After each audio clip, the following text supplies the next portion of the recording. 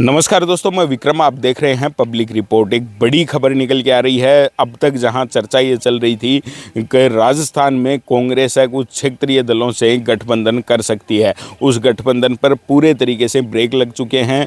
जहां हनुमान बेनीवाल के बारे में ये चर्चा खूब चल रही थी कि हनुमान बेनीवाल की पार्टी आरएलपी और कांग्रेस का गठबंधन हो सकता है, वो भी खास करके नागौर और जैसलमेर बाड़मेर लोकसभा क्षेत्र के लिए, उस पर पूरे तरीके से ब्रेक लग गए हैं। और एक खबर निकल के ये भी आ रही है कि बाड़मेर के बायतू में विधानसभा चुनाव में कड़ा मुकाबला हरीश चौधरी के सामने करने वाले उम्मेदाराम बेनीवाल, जो आरएलपी के प्रत्याशी थे, मात्र कुछ वोटों से विधानसभा का चुनाव हारे थे, वो कांग्रेस में शामिल हो सकते हैं। इससे पहले कुछ अफवाहें ये चल रही थी कि रविंद्र सिंह भाटी, जो शिव से निर्दलीय विधायक हैं, जिनका एक अपना अलग क्रेज बाड़मेर जैसलमेर में है, युवाओं में एक अलग पहचान है, वो कांग्रेस के संपर्क में थे। ऐसी कुछ खबरें चल रही थी और कांग्रेस भी ये चाह रही थी कि कहीं ना कहीं रविंद्र सिंह भाटी है, उनको कांग्रेस में शामिल कर लिया जाए और उनको इस लोकसभा क्षेत्र से प्रत्याशी बनाया जाए। लेकिन उन खबरों पर भी अब ब्रेक लग चुके हैं।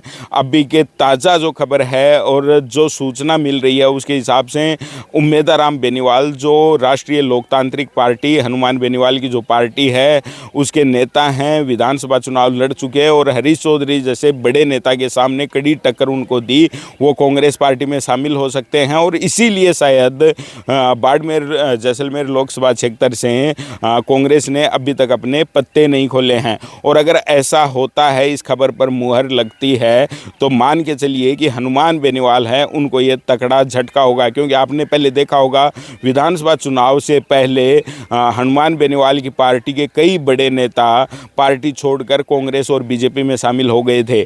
और जहां जिस बुत्ते बाड़मेर और जैसलमेर लोकसभा क्षेत्र में हनुमान बेनीवाल की पार्टी की एक पकड़ मानी जाती है और उनके नेता उम्मेदाराम बेनीवाल जो हैं, उनकी एक पकड़ मानी जाती है, वही नेता अब लोकसभा चुनाव से पहले अगर पार्टी छोड़ के जाते हैं, कांग्रेस की तरफ जाते हैं, तो ये बड़ा झटका देने वाली खबर होगी। और माना यह जा रहा है कि बाड़मेर जैसलमेर लोकसभा क्षेत्र में मामला त्रिकोणीय हो सकता है, क्योंकि रविंद्र भाटी जो हैं, शिव विधानसभा से निर्दलीय विधायक हैं, वो भी ताल ठोक चुके हैं और पूरे क्षेत्र में उन्होंने इस दर्शन यात्रा के नाम से अपनी यात्रा भी शुरू कर दी है। गांव-गांव, ढाणी-ढाणी तक जाके जनसंपर्क कर रहे हैं। वहीं बीजेपी ने अपने प्रत्याशी के रूप में कैलाश चौधरी को फिर मैदान में उतार दिया है और कांग्रेस में अगर उम्मेदाराम बेनीवाल शामिल हो जाते हैं तो ये मामला त्रिकोणीय हो सकता है। आप इस खबर के बारे में क्या सोचते हैं, कमेंट करके ज़रूर बताएं। धन्यवाद।